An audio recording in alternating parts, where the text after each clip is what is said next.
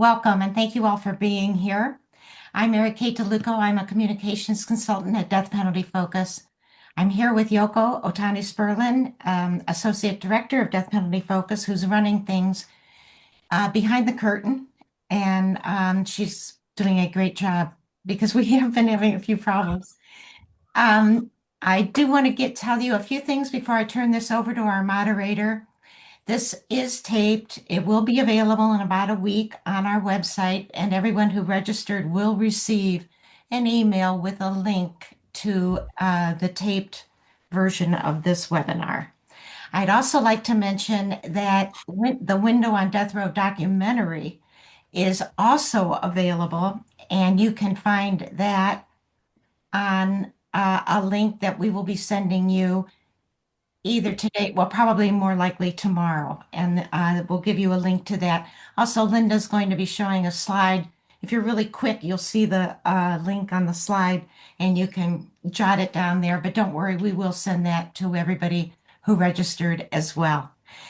And I think that's it, except for the chat will be open, and we'll get to as many questions and comments as we can.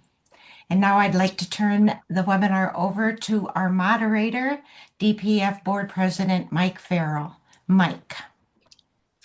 Thanks very much, Mary Kate. Apologies to the audience. We're dealing with international situation here. We've got three countries. Thank you. Thank you for being here. Our guests today are Joaquín José Martínez and Linda Freund. Linda's the writer-director of The Window on Death Row, a documentary about Joaquín's wrongful conviction and death sentence for a double murder in Florida in 1997, which of course put him on death row for nearly 4 years before he was ultimately exonerated. Welcome, Joaquín and Linda. Thank you. Thank you so much. It's great to be here. Invitation. Thanks. Great to be here as well. Thank you. Joaquín, when you were 23 years old, 1997, when you were convicted and sentenced to death for a murder, a double murder in Tampa, Florida, that you did not commit, it's jaw-dropping to read the details of your case. There was no forensic evidence linking you to the murders. You were arrested based on a phone conversation your ex-wife taped that purported to implicate you. It was so garbled, the jury was given a transcript. Forgive me for smiling, but this is so crazy. It's hard to believe. Yeah, I even smiled and I went through it. So. The jury was given a transcript of the conversation that had been edited by a deputy sheriff who also happened to be the father of one of the victims. Yes. And there were 5 jailhouse informants who testified that you had discussed the murders with them, only later admitted they'd been promised a reward for their testimony. It's a shocking miscarriage of justice, even for Florida, which is a whole other story. Yeah.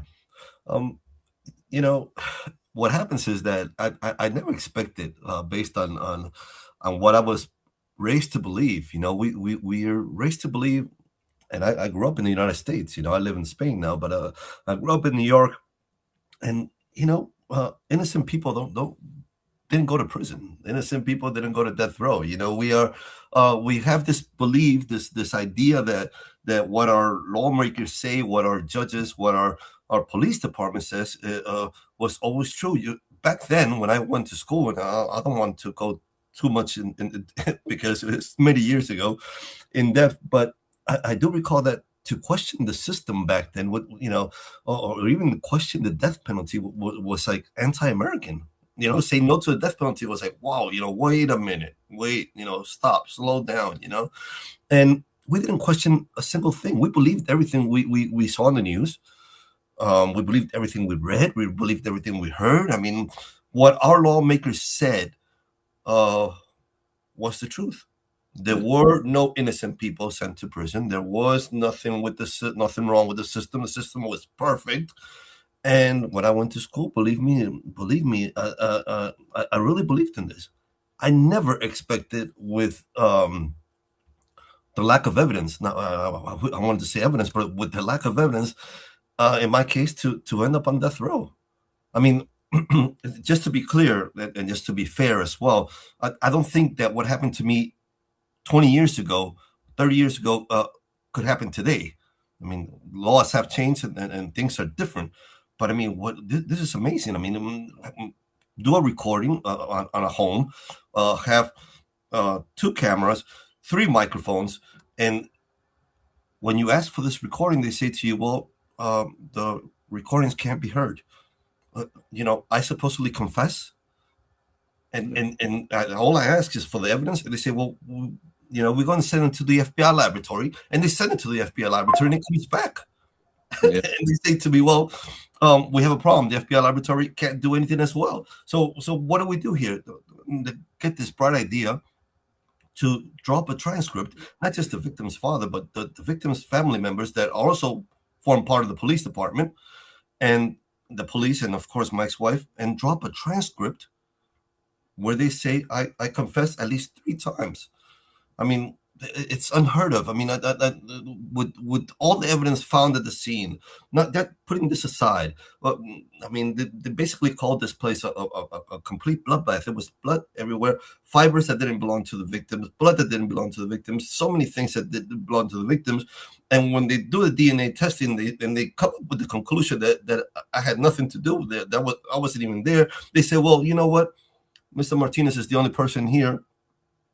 And it's possible that Mr. Martinez was there with the other people that left all this evidence. And so we're going to proceed. We're going to go to trial.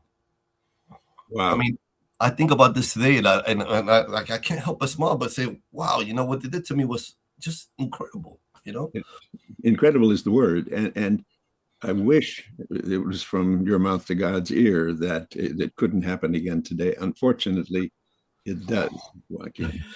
Now, let me just go on by saying the 2 of you have made a film that I think could have a profound and should have a profound impact on the death penalty debate in the U.S. Since 1973, there have been at least 202 people exonerated of the wrongful convictions that sent them to death row in the U.S. It's a staggering number, but by focusing on your case and hearing directly from you the toll those nearly 4 years took on you, I think it humanizes that number.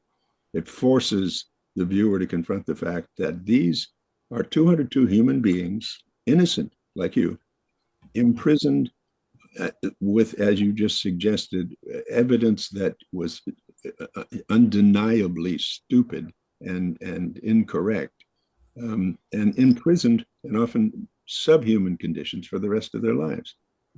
Can I ask if that's part of the reason you agreed to do the film? Yeah, I think it had a lot to do with that. I think it was about time. It comes to a point where you get fed up of hearing so many things, so many myths, so many lies about death penalty, where you just get tired. You just get tired, and it comes to a point where you say, well, enough is enough. I mean, how can you put so much emphasis, so much importance on a death prisoner's last words and last meal? This dehumanizes completely a person on death row. And let me be clear with you all and everyone here today. Before entering death row, I believed in the death penalty. But not only did I believe in the death penalty, I believed that those on death row were monsters, because that's what I was forced to watch and forced to believe in. I don't believe that today. And I believe that the truth should be told. I believe that if you're going to speak about the death penalty, you're going to speak about it completely. All these myths, all these lies. I mean, too much going on. And when you see it serves no purpose at all. You really think about it, and you could try to figure out different ways and try to justify it in one way or another.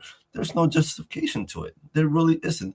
And independently, and it's just to speak about this, I agreed to the film because of the spiritual side of it as well.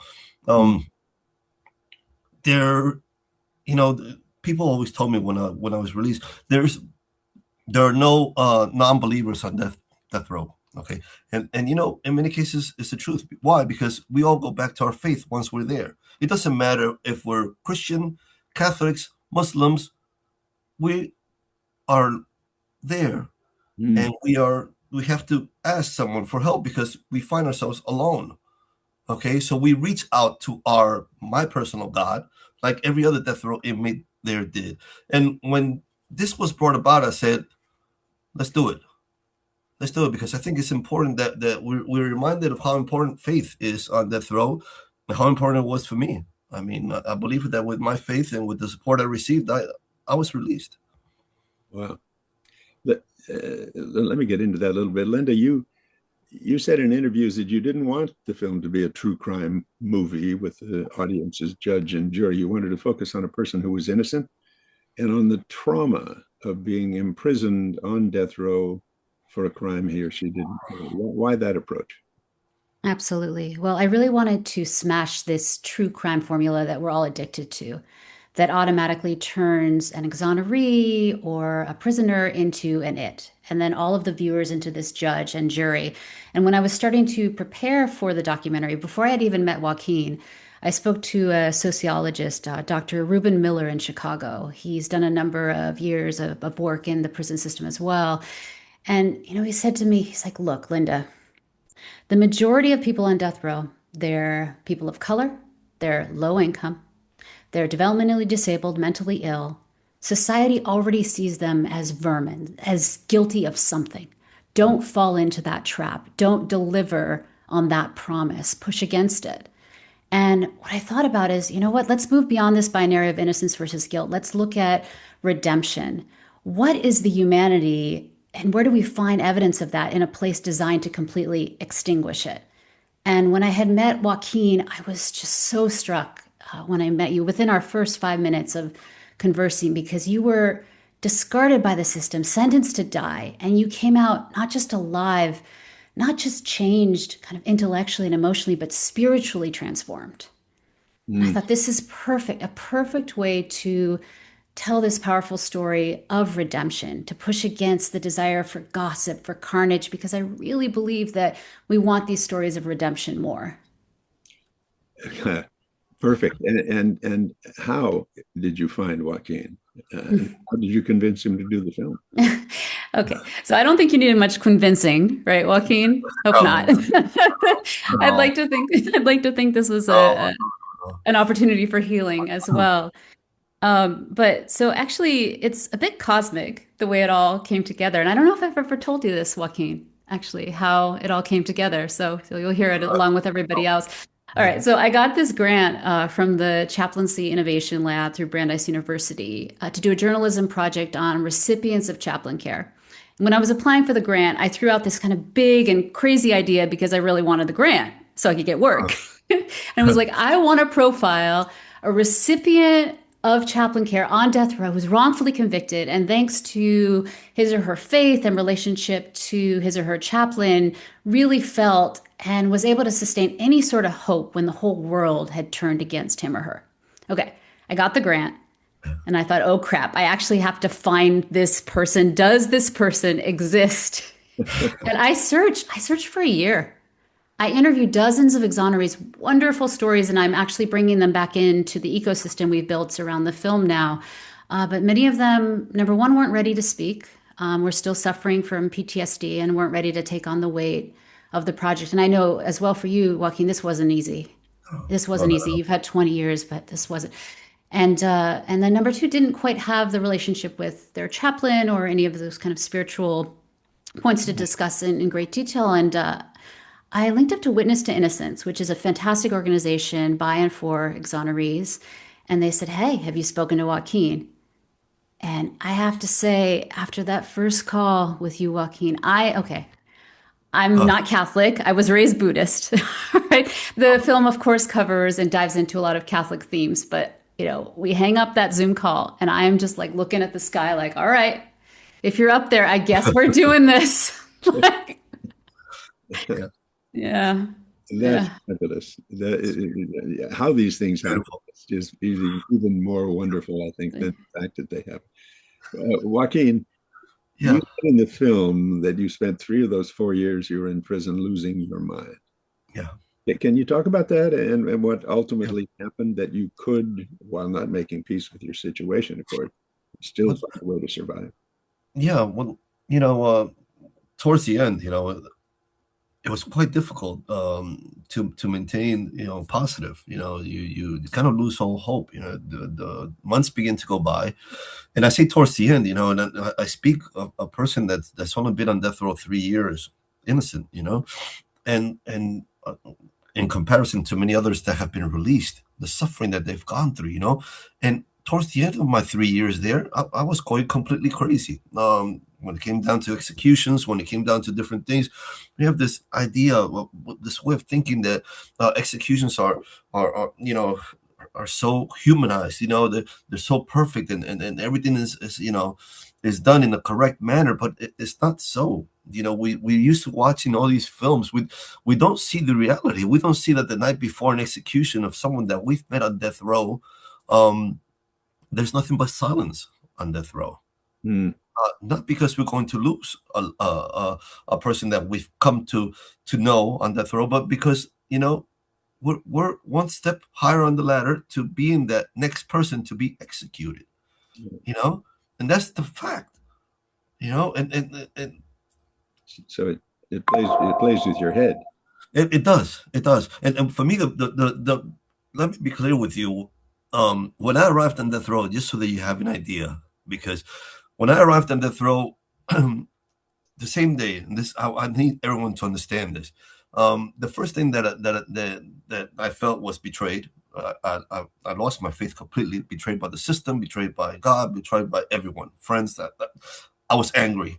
I began to cry, and I began to hear voices of death row inmates, and I hear them reach out to me and say to me, "You're the Spaniard, you're the one from Spain, you're the Gallego." I say, "Yeah, I'm from Spain. Do you need something to read? Do you need something to write? Do you need some writing material? Are you okay?" And I have these in my mind, previous to death row, monsters reaching out to me, speaking to me, and comforting me in my most difficult times. Let me be clear, Mike. These people that I met at death row, they were there when I needed them the most. That's what changed my perception. That's what kept me strong. That's what made me be able to survive those 3 years.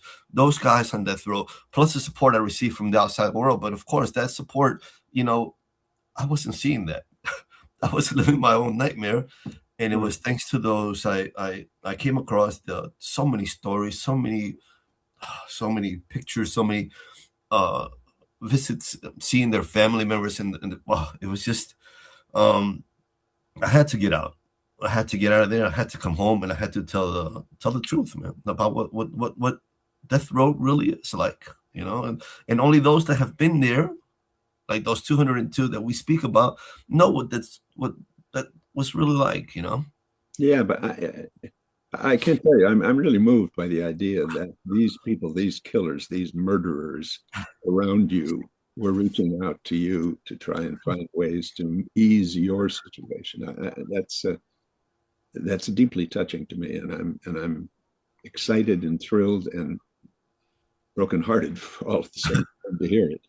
But let me ask you one thing. You developed a relationship with the death row chaplain, Brother Dale. Come about. Brother Dale was he was amazing.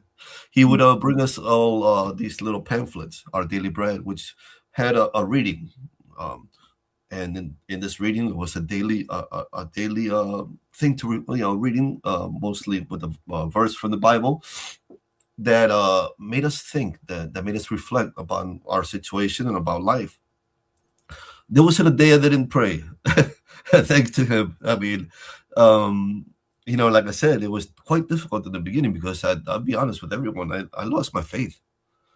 I stopped believing. I felt betrayed by God, and it was thanks to him that I slowly came back to reality and realized that there was something there that's going to look out for me, whether I was released or not. And you know what? Throughout that whole time, it made it easier. This little phrase, this little Bible verse, this visit from Brother Dale that would come and speak to me and spend time, pray, helped. I mean, it was I think it was everything. It was faith. It was compassion. It was love from the outside world coming into to death row, and that's what really kept me focused and strong in my faith, and brought back obviously to God. Yeah, if you don't mind, I just wanted to chime in here because in the film, it's very powerful. Joaquin and Brother Dale do reunite after 20 years and they share stories and experiences. And I do have a clip from that, if you don't mind my sharing. I just have to say, because being in the room and witnessing these two men who've been in the trenches together talk about their faith, talk about their wisdom, the lessons they've learned from death row, and really just openly share their feelings. It was kind of one of the most powerful experiences that I've ever had the opportunity to film. So I'd love to play that clip if that's okay. Try to share the screen here. If we can. Yes.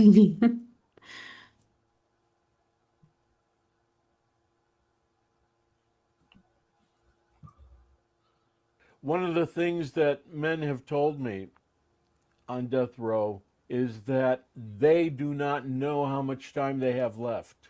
And so they have a tendency to stop putting things off. And when you're standing at a cell with a man who does not know if he will see you again, there's no reason to put off saying the things that matter and to thank each other for the gift our friendship has been in our life. And one of the things that changed in me because of death row is I realized when I leave the prison and get in a car to drive home, I have no idea how much life I have left. So why would I limit these insights to the men I care about on death row? I should be having these insights with everyone in my life. And I became much more aware of what a gift every moment is with someone I love. I love you, Brother Dale. I love you too. Wow. God, that's wonderful. Linda, thank you. Yeah. Thank you for that. Yeah. That reminds me, in the film, when Joaquin is walking through the now closed, infamous La Modelo prison in Barcelona, which was where at least 40 people, most of them dissidents protesting the Franco regime, were executed. His reaction to the prison is not what I would have expected, and I suspect you didn't either. Can you talk about that? Yeah, sure. So, as part of the filming process, we went into La Modelo prison in Barcelona. And though it's many, many miles away from Florida's death row, it really provided Joaquin the opportunity to draw parallels between the experiences for death row prisoners in Spain versus the US, and also kind of look at historic trends. Because, I mean, what's fascinating as well about your case, Joaquin, is that it really pitted the US against the EU. And as a condition of joining the EU, you need to ban the death penalty. That's the law. Whereas in the US, obviously, the states have varying laws and legal systems when it comes to that. So here we are in La Modelo, and it's clear that the death penalty has been banned in Spain for a while. And I'm there and following Joaquin, and I'm just thinking, I'm just feeling dissatisfied. This feeling of Europe can do it, but can the US, particularly certain states where it seems that capital punishment is a part of their DNA? Is this even possible? And we go out into this main area, this main outdoor area where a number of the dissidents were executed by Garrett. And Joaquin is standing there and he actually feels hope.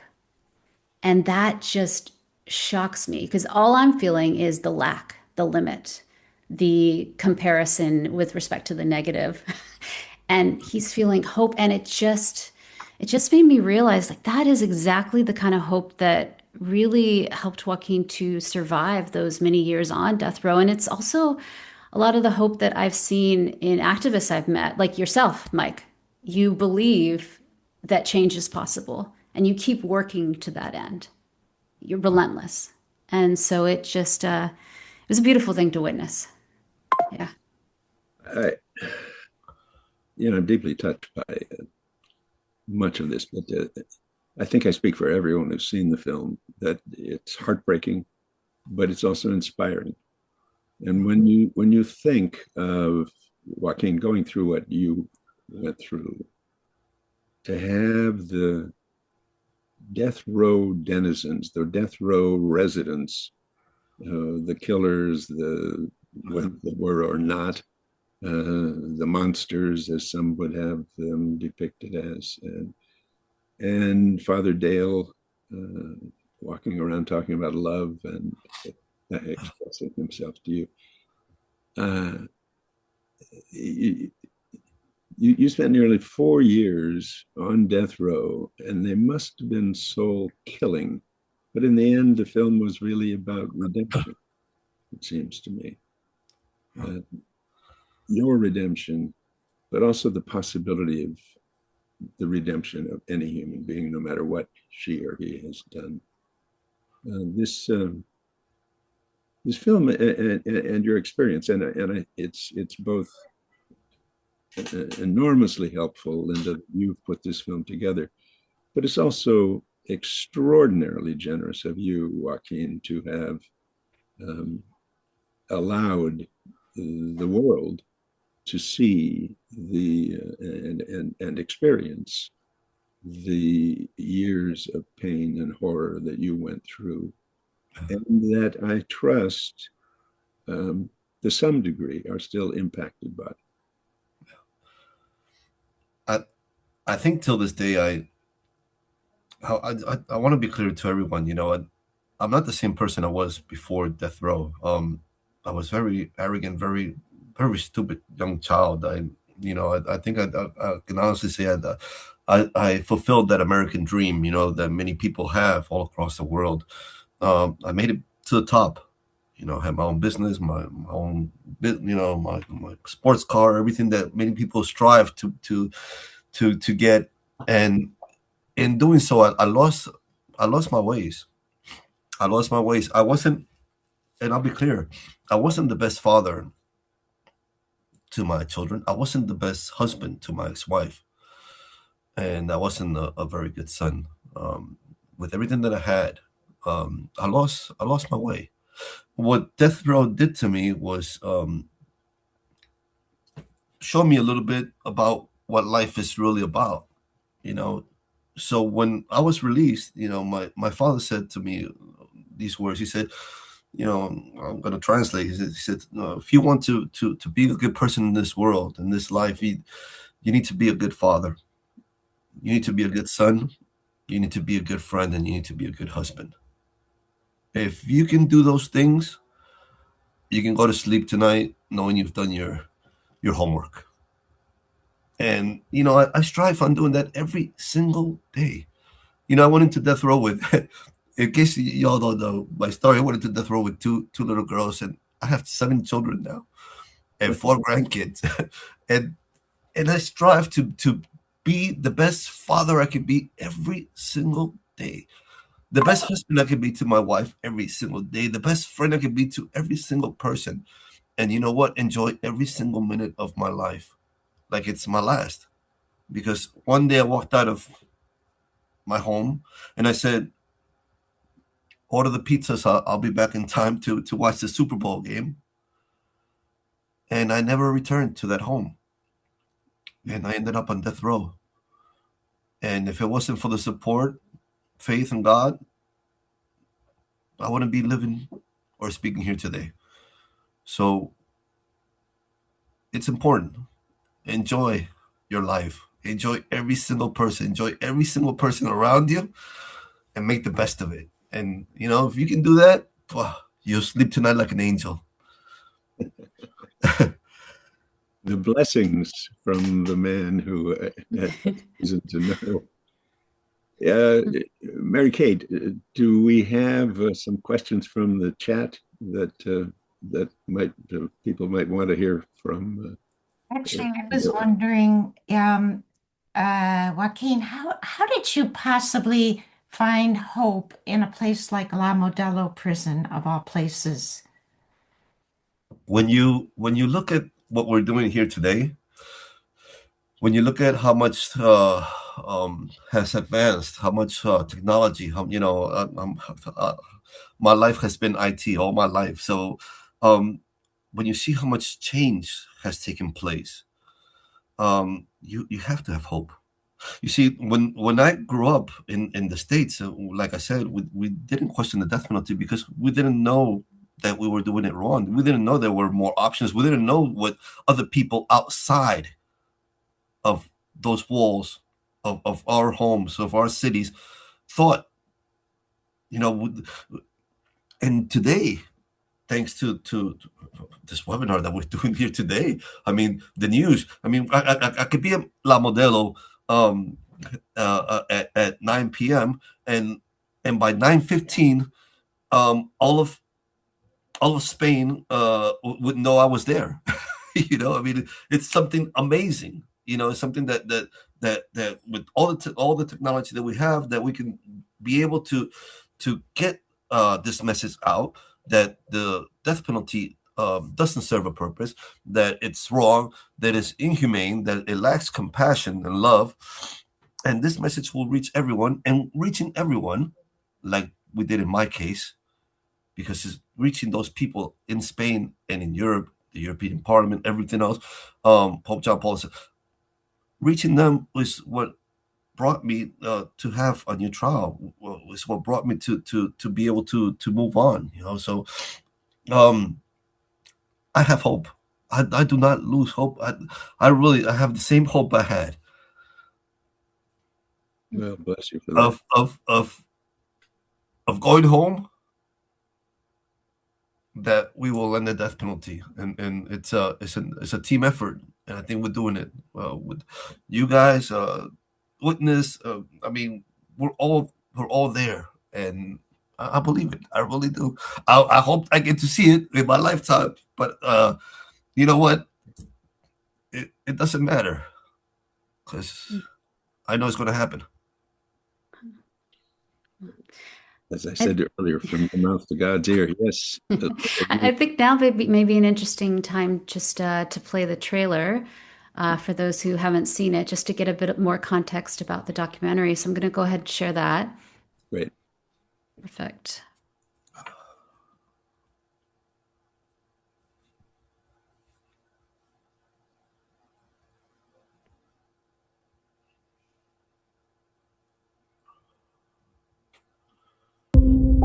Choose a meal. You're going to be executed tomorrow. You're going to see the last minute of your life on the clock.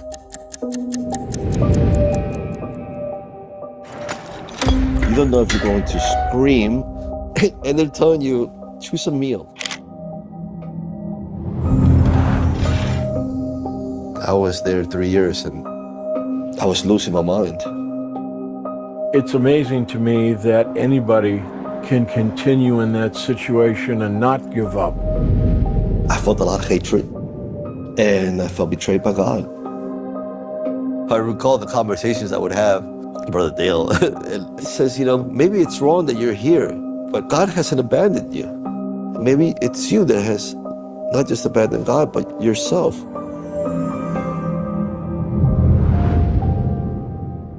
You have to assume that of the 1,600 people who've been executed, we probably have executed innocent people. How do we justify taking human life gratuitously?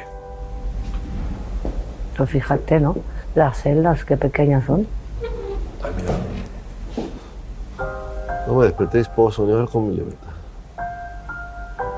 Ese es uno de los nuestros.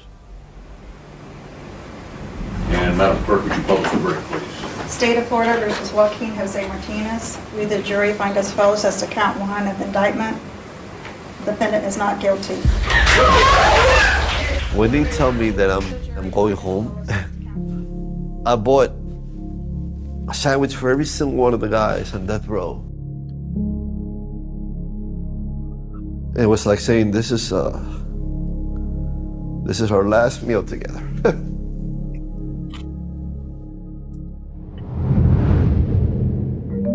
Hablo en contra de la pena de muerte por lo que representa.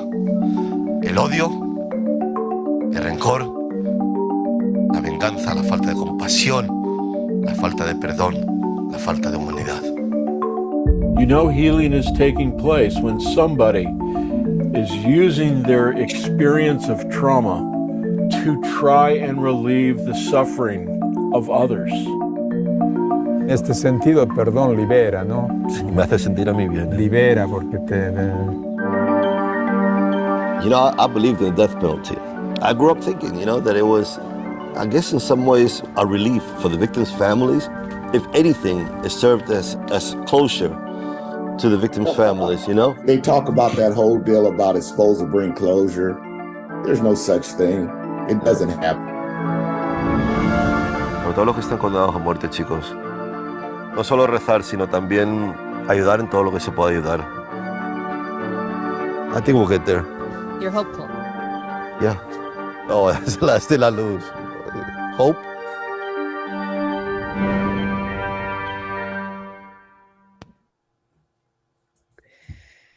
Thank you for that. Linda, you're on a campaign now to not only move this film, but to move the sentiment, the emotion, the meaning that it conveys to the rest of the world. Thank you. Yeah. And it's really a quite extraordinary film, and the effect of it is has got to be I don't want to say relieving, releasing, open, widening people's understanding. And that's what's needed. That's what we have to here in this country, as Joaquín has pointed out, as you have pointed out. In the European countries, there is no such thing as the death penalty anymore. And yet here we are in the United States with half the states still allowing the death penalty. Yeah, it's also interesting to me when you look at that trailer. I'm just reminded, Joaquín, you brought your whole family into this experience, and Mike, you mentioned this often when you're talking about kind of the death penalty and the stories behind it. That it affects the whole family. It's an ecosystem that's affected, a larger impact. The family members, whether you be an exoneree or somebody who is put to death, that there's this larger community of people who are very, very touched and affected by it. And it's powerful to me that, in your case, Joaquín, there's a moment as well in the film where you're explaining to your children, what essentially why you're doing this project and really what death row was for you. And that to me is a real testament to that. Yeah. It's do you have other projects in mind, or are you focusing on moving this project as far and as wide as you can? Well, I think what's happened is there's still so much work to do with getting this story out there, Joaquín's story out there, and how beautifully he's told it, and on all of the nuances as well. And so I'm working to really organize as many screenings as possible. I've been fortunate to screen across the globe, and we actually did screen as well in La Modelo, and Joaquín was there with his whole family. And Joaquín, it was your first time seeing the film. You couldn't watch it before. Too intense, right? Yeah. It was quite difficult. Let me be clear with you. It's just so many emotions, so many thoughts of people that you remember on death row and things that go through your mind. That it was the first time I saw it. So like today, I couldn't stop crying the whole time I was there. I mean, just seeing that, and seeing the work that Linda had done, because obviously this is amazing. to be able to capture the essence of what you want to tell through a film is not easy, and she's been able to do so. I mean, she's been able to grasp that spiritual feeling, grasp that compassion, grasp all the details needed. And it's amazing. It was great to be there with the family and have them by my side. Without them by my side, I don't know what I would have done either, because it's just I don't know. They're my life now. Like I said, I need them there. They're my support. Yeah, I mean, actually, it's interesting you say that, because one thing that I think also was powerful about the production of this project is that your wife was there during the interviews.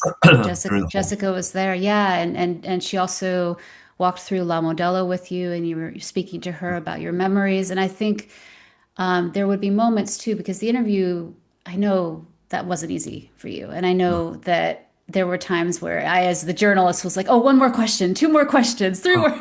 And she came in and she'd say, no, you know what? He needs a break, because she'd know, she could feel it. And it was, I think, so powerful to have, like, when you're interviewing someone as a journalist, any documentarians out there, and you're interviewing someone who's gone through a trauma, to have a loved one there. Not only during that, difficult interview process, but also even bringing them on camera and allowing them to share that space and that story together, the way you were with Brother Dale, the way you were with your wife, Jessica, so that you didn't have to perform, you could just be in the moment. I think, I was very grateful we had the opportunity to do that. And she was there. And I have to say, another thing is, it's interesting when you are approaching storytelling and you're thinking about kind of how to bring out someone's story, someone's truth. And if I had taken the true crime tact, I have to tell you, you told me early on in our pre-interview, and maybe you'll want to explain this a little to the listeners, is that you have a very strong reaction to light bulbs when you see them. Yeah. It's yeah. When I was released, people don't know a lot of things. One of the things is that, of course, the light bulbs reminded us of the lamps that we had before on death row. On death row, we had the typical lamps that we see on the movies, that man walking, all these movies that we see on TV, and and the light bulb. We didn't have halogen lights or any of these white lights or bright effects like we have today, and LED. Now we have LED lights and everything else at home. So when I was released, it was, to turn on the light and have it flicker or not be just to reminded me and took me back in time. And it, it still happens. A lot of things take me back to death row, really. And it's good to have someone there at that moment, whether it's my kids, my wife. It makes it easier, because let me be clear with you, Linda, and I'll be quite clear with you. When we did the interview, just so that everyone knows, and this is the first time I'm going to tell you this, I actually wasn't looking at you or the camera. I mean, it was like you weren't. I'm sorry to say it like this. You weren't there. You didn't exist. Yeah. I have my wife next to me. I have always, or have Brother Dale on the other side. So it's, it's so much easier to be able to transmit, to have these feelings than to have something on top of you. You can't be you, if you're being recorded or you do, So I was very fortunate to have my wife Jessica by my side, my family, and I thank you for allowing and giving us this opportunity to do so. Because believe me when I say it was one of the it has such an impact on my life right now, and such a meaning to have gone through the Modelo, and to have lived through that, because just the thoughts and memories of all this just make it easier. Really, family makes it so much easier to cope with everyday life.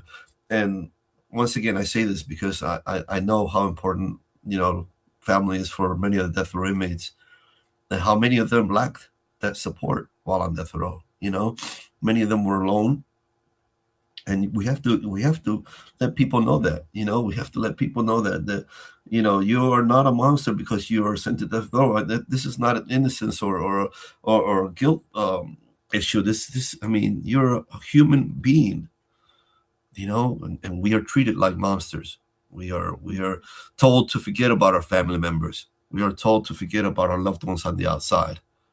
And we are not monsters. We are human beings serving a punishment for a crime that some of us didn't commit. Yeah, and that's precisely why kind of pushing away from this true crime formula is so important. To go back to the light bulb comment, I mean, so part of the flicker was that would be what would happen when the electric chair would go off. Yes. You would see the Yeah, of flicker course. of the light bulb. And so you had internalized that. And I made sure, we were very low budget. We were filming at our DP's apartment, which was actually a 4-floor walk up. So I'm sorry for you, Joaquin, you had to walk upstairs.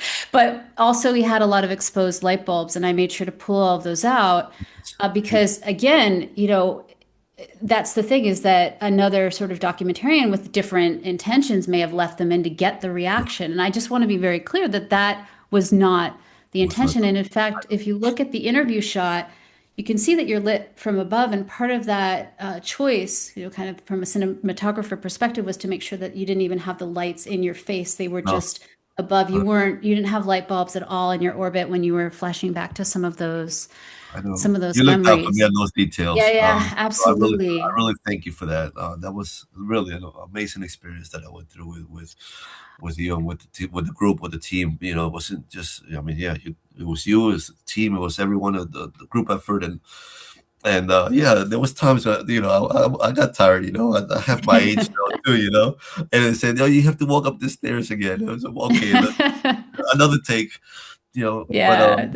It was great doing the film, and it was. I'm so glad that we were able to share it here with everyone. Yeah. And such, like I said, it's amazing to be able to be speaking here. From Spain, from different parts of the world here, and all with the same idea, to end the death penalty. So let's keep doing it. Let's keep going. What you're describing, I think, for our audience and for those people who will see this film, is the torture that's involved in being condemned and to spend time waiting for your execution. And there are scars that are left, emotional scars that are left as a result of that. And the evidence that you demonstrate of the courage that it shows to overcome them, to allow them to exist but not allow them to defeat you, is really an inspiring thing, Joaquin. And I can't thank you enough for allowing this intrusion into your life again and again and again, because of the value it provides for those of us who will never have that experience, but so many people who think that it's appropriate, people who think that it's somehow necessary to have an orderly society, and people who are just wrong but misled by the leadership, or whatever you want to call it, that allows for this kind of thing to happen. One of the words that phrases that was used in the part of the last part of the trailer was the man, and I'm not sure who he was, saying the closure. There is no such thing as closure when execution takes place. Yeah.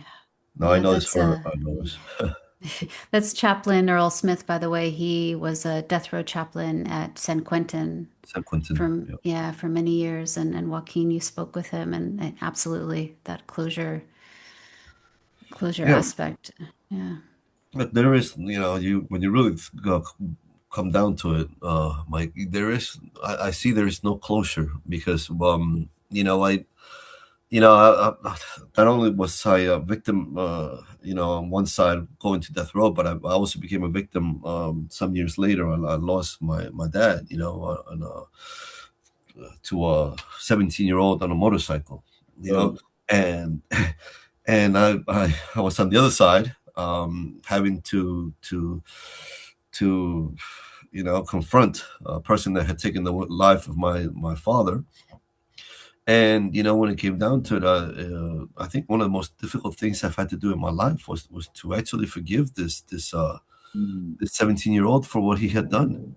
I mean, my dad, he was my Superman. He got me out of death row, helped bring me home, gave me life. And here I had to face him, and it wasn't a very, very easy thing to do. I think one of the most difficult things that I've had to do in my 54 years of life has been to forgive this young man, and I was able to do so. There is no closure. I still miss my father today, and it's been many years. There is no way of finding closure. Seeing this young man executed 100 times, closing my eyes and imagining him being executed, doesn't make me feel any better. Really. I lost my dad, and Yes. he was everything to me, and nothing can bring closure to that.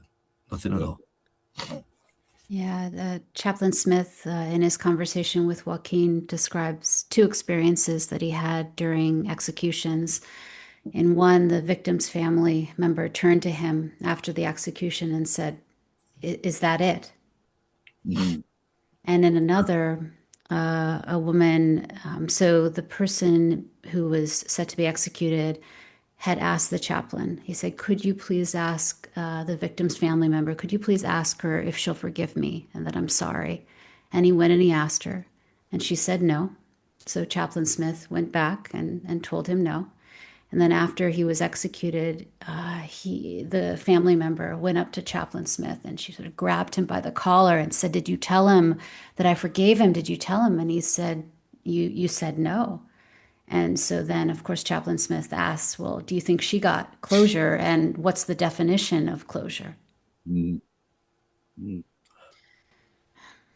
The struggle to be a human being sometimes has ramifications that are hard to understand, and what you've delved into here is really the kind of fundament, isn't it? It's really the who are we, what are we here about, and what is the value of moving forward, and how do we properly do that? Definitely. I'd love to share just some information for people on how they can watch the film. So right now, for a limited time, making it available on a platform called Kinema. If you go to windowdeathrow.com/watch, you can pay what you wish. The proceeds will go to Witness to Innocence, or Joaquín José Martínez, through Witness to Innocence. And yeah, it's just an opportunity to watch it, to share it with others. And then if you happen to be in the Bay Area, I'll be going there next week, and there'll be some screenings there. One of the screenings will feature a Q&A with Chaplain Smith, who we just spoke about, fortunately. And then there will be some other screenings that will feature various people who work in activist circles and the campaign for clemency in California. So that'll be really an interesting opportunity. I'm just going to go back to this slide here, just so you all can catch the URL if you'd like to watch. This is great. It's great that you're making it available. Yeah, I just thought after having this webinar that people may really want to see it and learn more about Joaquin. Yes. So, yeah. Joaquin, you are a gift to all of us. Thank you for that. Linda, you are as well, for being the chronicler of this story. And we who struggle with the community to try to get them to understand the damage they're doing by maintaining a death sentence, by maintaining a killing process. The damage that's being done has been known for many years. It brutalizes us all, and we as human beings who want to rise above that and become the thoughtful, compassionate people that we are capable of being, continue to reach out to people like you, the two who have made this wonderful story possible. Awful story and yet wonderful story because of the resolution. Yeah. Thank you all. Really, this is means a lot to us, especially for me, to be recognized, for what we do, it's not just me, it's just so many people behind this, like Linda was mentioning, it's Witness to Innocence, it's you guys from over there, it's everyone, moving this this machinery to get this message across the world, and it's not easy, really. It's really not easy. Linda must have had many challenges, as I've had as well, to speak out, to do something, but it makes it, I think you can say it makes it rewarding in the end, it makes it worthwhile when you see the changes and the things that you can accomplish together. So I thank you for this opportunity to be here with you all today. It's amazing what you're doing, and I hope that we continue with this fight. From your mouth, as we say. Thank you. I think our hour is about up, but this has been really extraordinary. Linda, thank you. Thank you. Jean, thank you so much. And thank you, Mike. Thank you, Linda. Thank you, Mary. Thank you. Thank Joaquin. You really are a total inspiration. I'll be thinking about your story for a long, long time. Thank you. Thank you. Thank you, Linda. Thank you so much. Thank you, Mike. You bet. Thank you, Mary Kate.